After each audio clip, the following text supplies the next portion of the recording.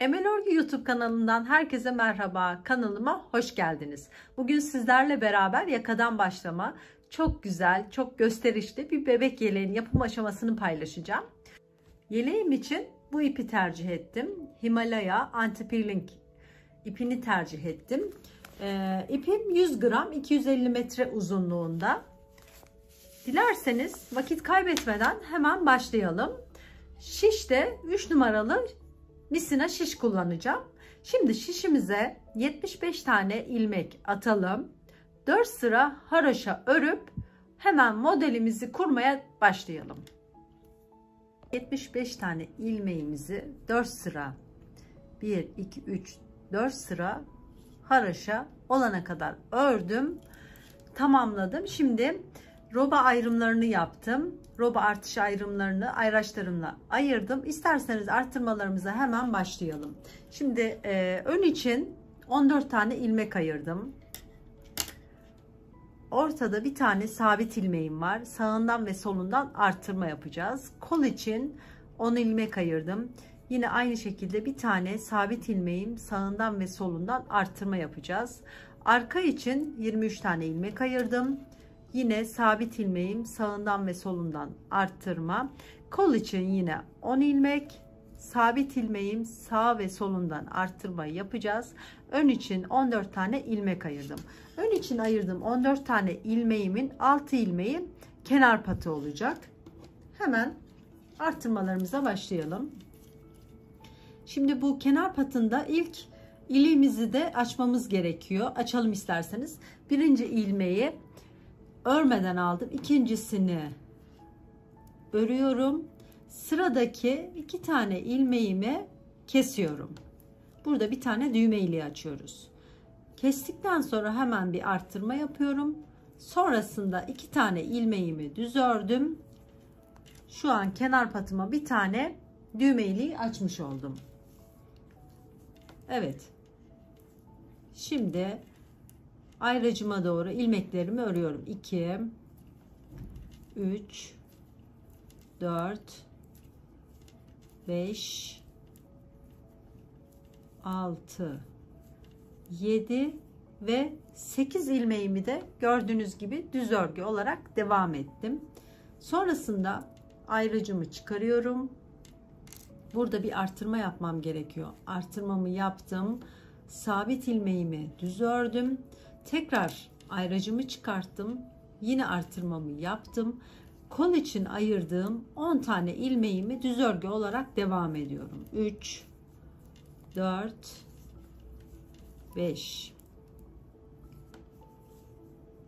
6 7 8 9 ve 10. Yine ayracımı çıkardım. Arttırmamı yaptım. Sabit bir tane ilmeğimi düz ördüm. Tekrar ayracımı çıkardım. Arttırmamı yaptım.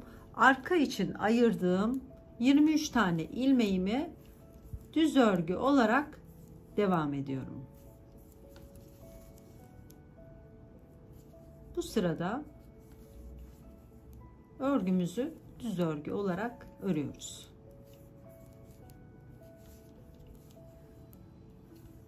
Kol için ayırdığım ayraca kadar ilerliyorum.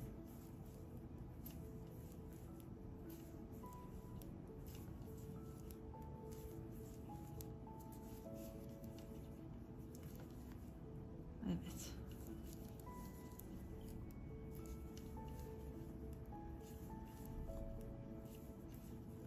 Evet, ayracıma geldim. Ayracımı çıkarttım. Hemen artırmamı yapıyorum. Sabit ilmeğimi de düz ördüm. Tekrar ayracımı çıkarttım. Artırmamı yaptım. Kol için ayırdığım 10 tane ilmeğimi düz örgü olarak devam ediyorum. 5 6 7 8 9 ve 10. Ayracımı çıkarttım. Bir tane artırma yaptım. Hemen sabit ilmeğimi ördüm. Yine artırmamı yaptım. Ön için ayırdığım 14 tane ilmeğimi de düz örgü örüp sıramı tamamlıyorum. Burada kenar patımı, bu sırada kenar patımı düz örgü olarak örüyorum. Evet. Kenar patımı da düz örgü olarak devam ettim ve sıramı tamamladım. Evet, ilk artırmamızı yapmış olduk. Şimdi hemen ikinci sırasında ne yapıyoruz? Buradaki kenar patımı bu sırada da düz örgü olarak devam edeceğim. İlk ilmeğimi örmeden aldım. 6 tane ilmeğim 2 3 4 5 ve 6 tane ilmeğimi düz ördüm. İpimi arkaya atıp geri kalan ilmeklerimi ters örgü olarak devam ediyorum. Sıramı ters örgü olarak devam ediyorum. Artırdığım ilmeği de ters örüyorum. Sabit ilmeğimi de yine artırdığım ilmeği de ters ördüm. Evet. İlmeklerimi ters örgü olarak devam ediyoruz.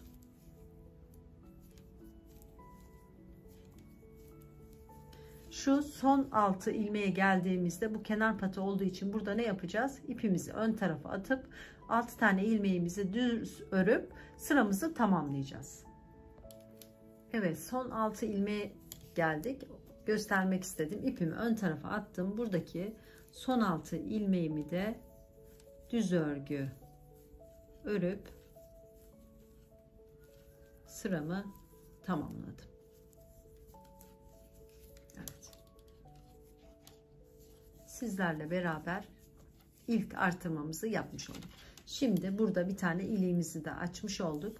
Hemen ikinci artırmamızı da beraber yapalım. Evet. Şimdi 6 tane ilmeğimi yine düz ördüm. 3 4 5 ve 6. Sonrasında burada 8 tane ilmeğim düz örmüştüm. Şimdi bir tane artırma yaptığım için 9 tane ilmeğimi düz örüyorum. 1 2 3 4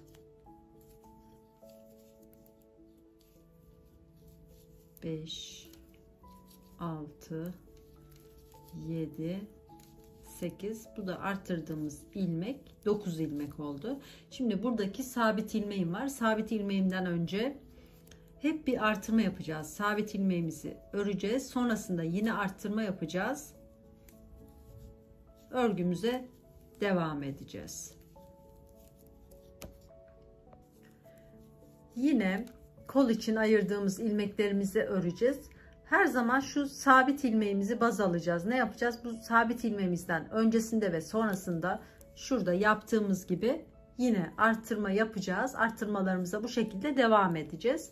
Ben de hemen bu sırayı da tamamlayayım. Arka sırasında da ne yapmıştık? 6 tane kenar patlarımızı düz örgü, diğer ortadaki tüm ilmeklerimizi ters örgü örelim ve devam edelim.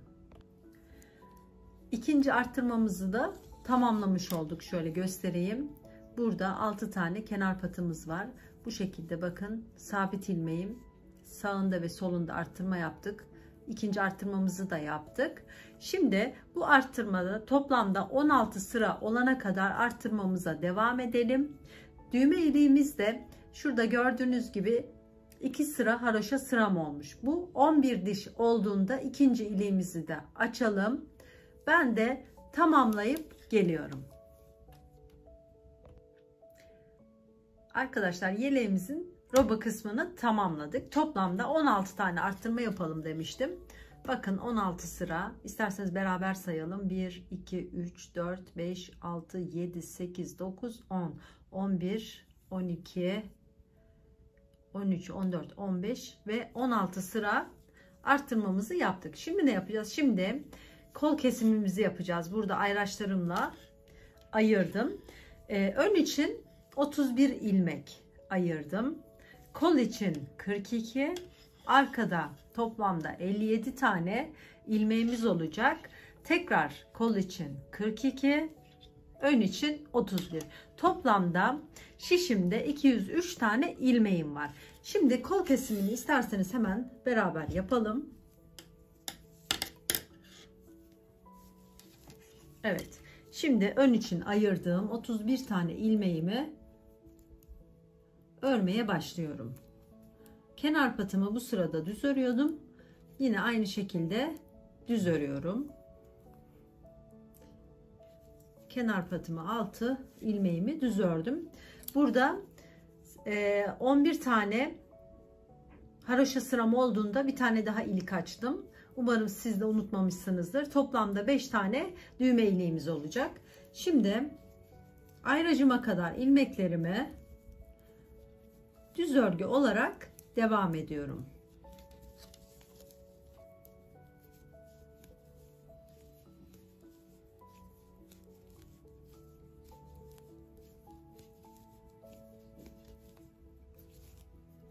Toplamda 31 tane ilmeğimi şurada hemen ilmeklerimizi yakınlaştıralım. Evet. Düz örgü olarak devam ediyoruz.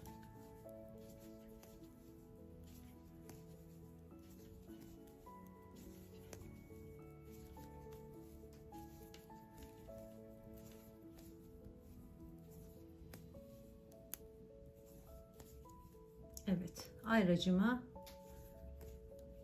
geldim gördüğünüz gibi. Evet, tekrardan ayracımızı bu tarafa takıyoruz karıştırmamak için.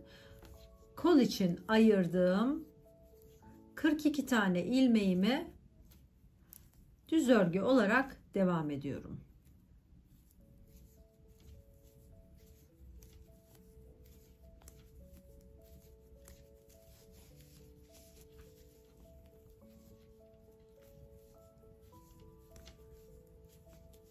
Evet, diğer ayracıma kadar ilmeklerimi bu sırada düz örgü olarak devam ediyoruz.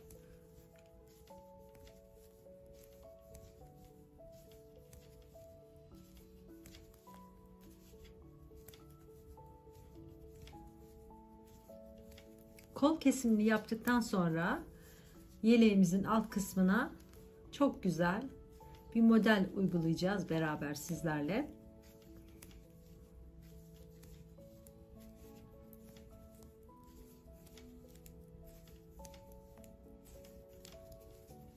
Evet.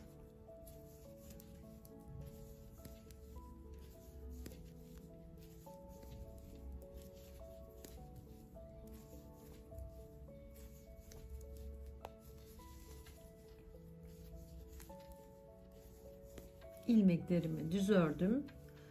Ayracıma kadar geldim. Ayracımı artık çıkarabilirim. Burada hemen örgümün arka yüzüne geçeceğim. Evet. İlmeklerimi düz örgü olarak kol için ayırdığım 42 tane ilmeğimi düz örgü olarak örüyorum. Diğer ayracıma kadar, ayracımızı tekrar unutmayalım diye geri takmıştık.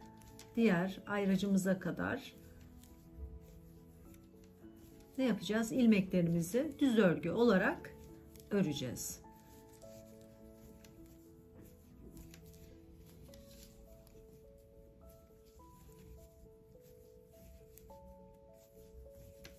Her iki sırada da örgümün ön yüzünde de arka yüzünde de ilmeklerimi düz örüyorum.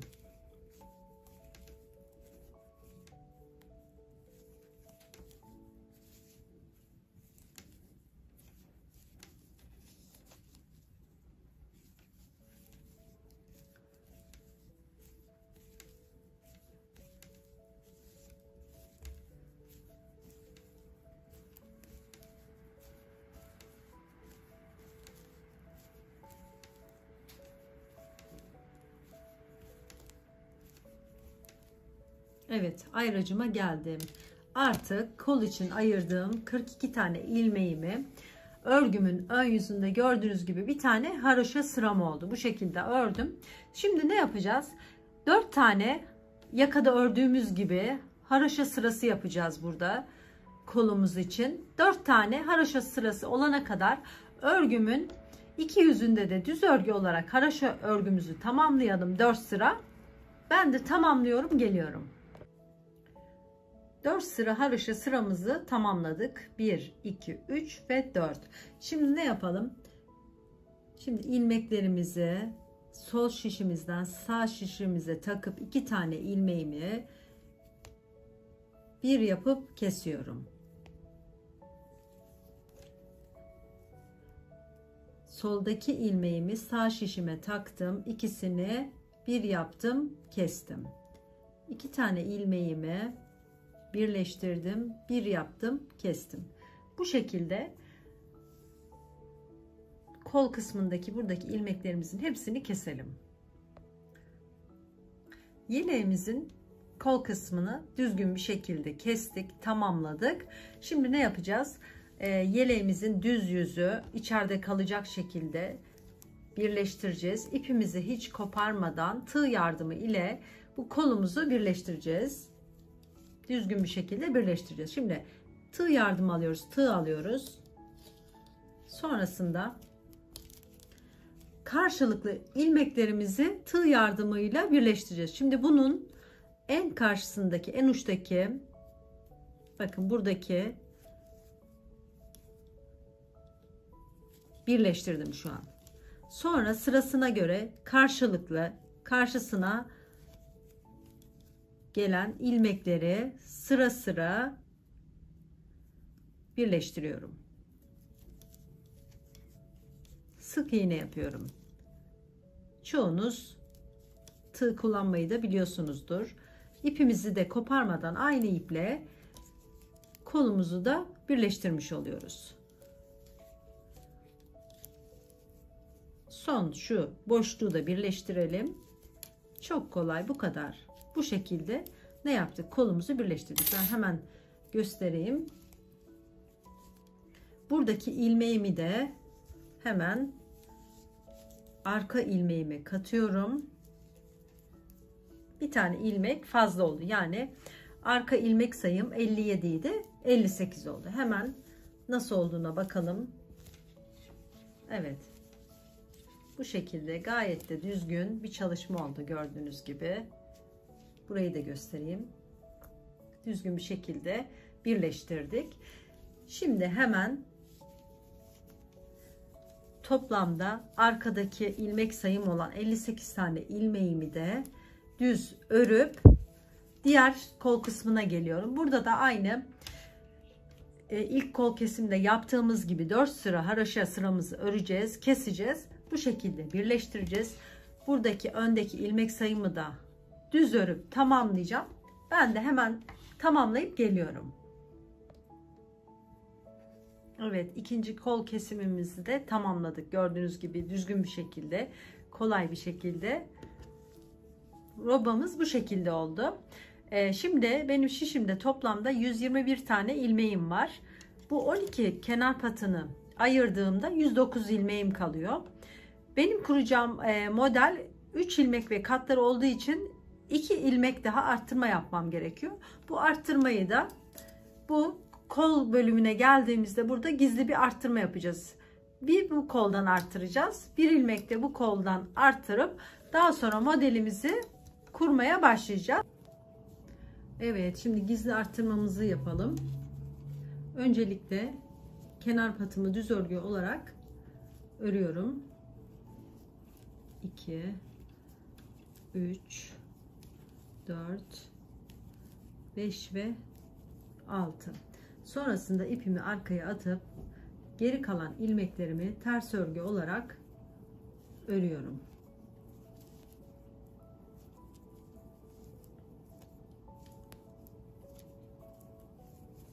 Şu kol bölümüne kadar ters örgü olarak örelim. Evet, kol bölümüne geldim. Arttırmamı şu şekilde de yapabilirim. Böyle şişime bir tane ilmek de takabilirim ya da buradan Şuradan bir tane ilmek de çıkarabilirim. Bu şekilde de arttırmamı yapabilirim. Evet, ilk arttırmamızı yapmış olduk. Şimdi sıra sonuna kadar bu şekilde ters örelim. Bu kolda da bir tane arttırmamızı yapalım. Burada da haroşa sıramızı düz olarak örüp tamamlayalım. Evet arkadaşlar, gizli arttırmalarımızı da yaptık. Bir bu koldan, bir bu koldan. Şimdi toplamda benim şişimde 111 tane ilmeğim var. Bu kenar patlarım hariç. Şimdi isterseniz hemen modelimizi uygulamaya başlayalım. Modelim 4 sıradan oluşuyor. Modelimin ilk sırasında birinci ilmeğimi örmeden aldım. Kenar patımı düz örgü olarak devam ediyorum. 3 4 5 ve 6. Modelimin ilk sırasında baştan sona kadar bütün ilmeklerimi düz örgü olarak devam edeceğim. Bu şekilde düz örgü olarak ilmeklerimizi tamamlıyoruz. Modelimin ilk sırasını tamamladık. Şimdi ikinci sırasında kenar patımı düz örgü olarak örüyorum.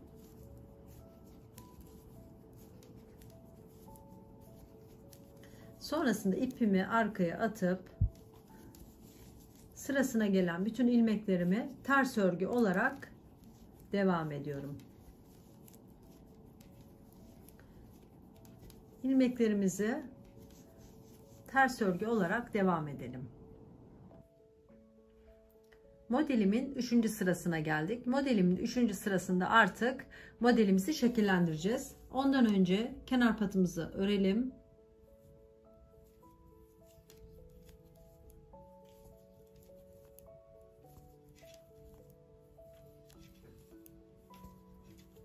Altı tane ilmeğimi ördüm, kenar patımı.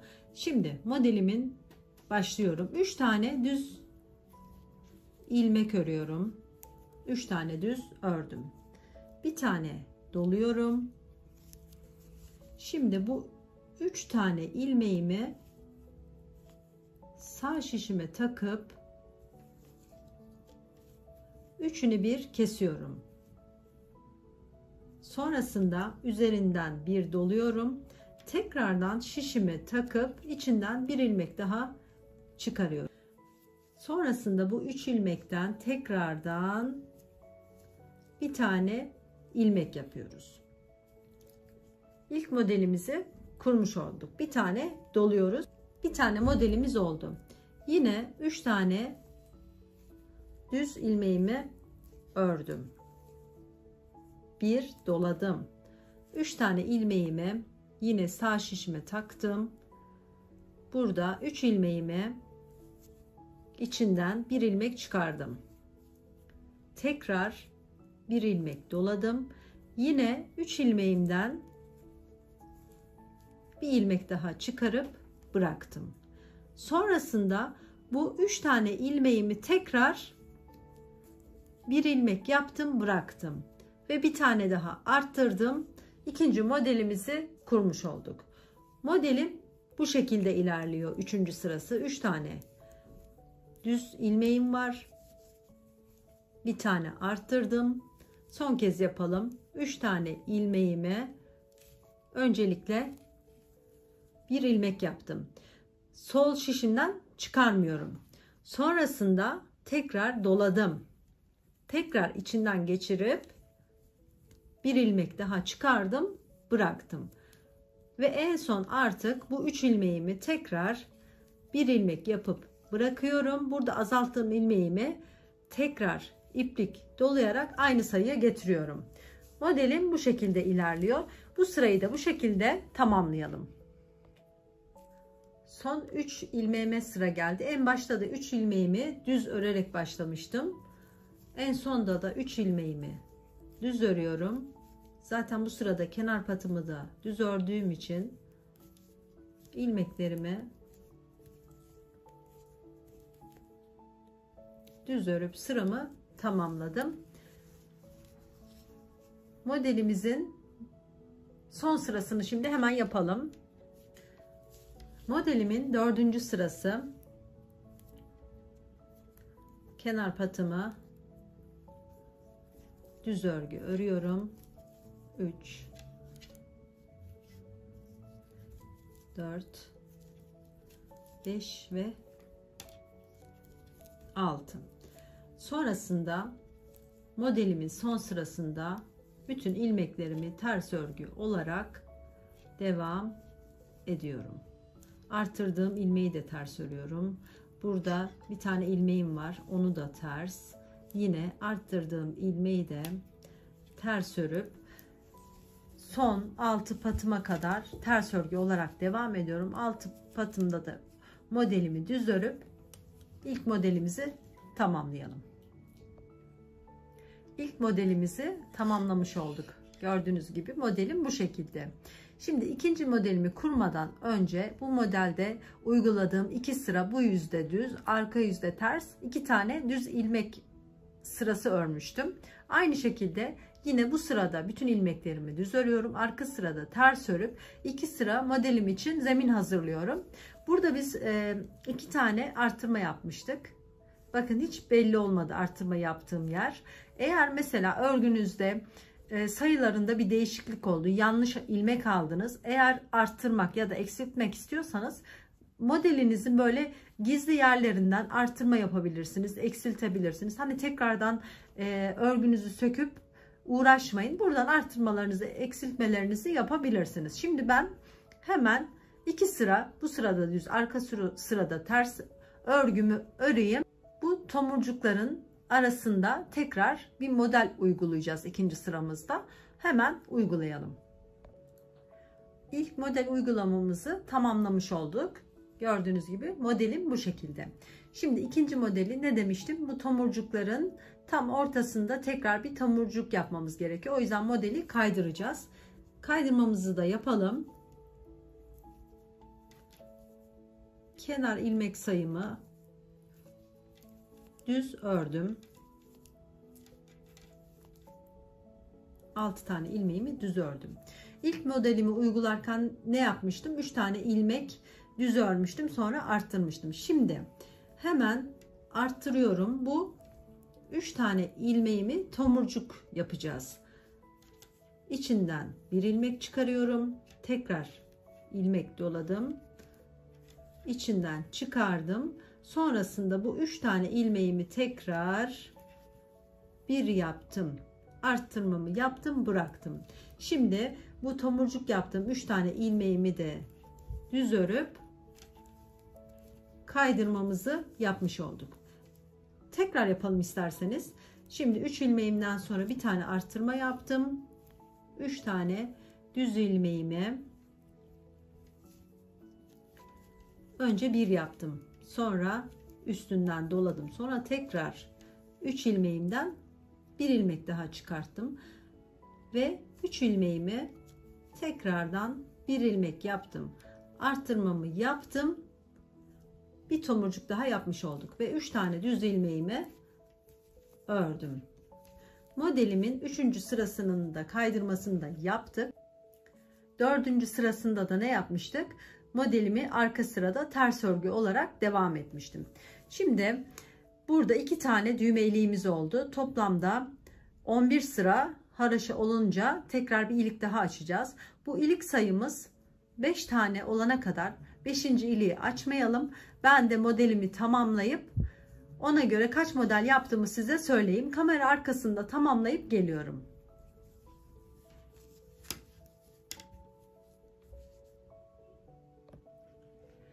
Yeleğimin model kısmını tamamladım. Bu şekilde çok güzel oldu modelimiz. Güzel durdu gördüğünüz gibi. Şimdi 5. düğme iliğimi açmaya sıra geldi. 5. düğme iliğimi açtıktan sonra burada gördüğünüz gibi yakada haraşo sırası örmüştük. Orada da toplamda 4 tane haraşo sırası örelim. İlmeklerimizin teker teker kolda kestiğimiz gibi keselim. Düğmelerini dikelim. Ben de düğmelerini tamamlayıp dikip geliyorum. Bekle. Evet, yeleğimizi tamamladık gördüğünüz gibi. Yeleğimin ipinden de bu kadar ipimiz kaldı. Hani kalmaz diye endişe etmeyin. İpimiz kaldı. Yeleğimin arkasını da göstereyim. Çok düzgün oldu. Çok gösterişli, güzel bir model oldu. Ben çok beğenerek ördüm. Eminim siz de çok beğenmişsinizdir. Beni dinlediğiniz için çok teşekkür ederim. Hepinize kolay gelsin.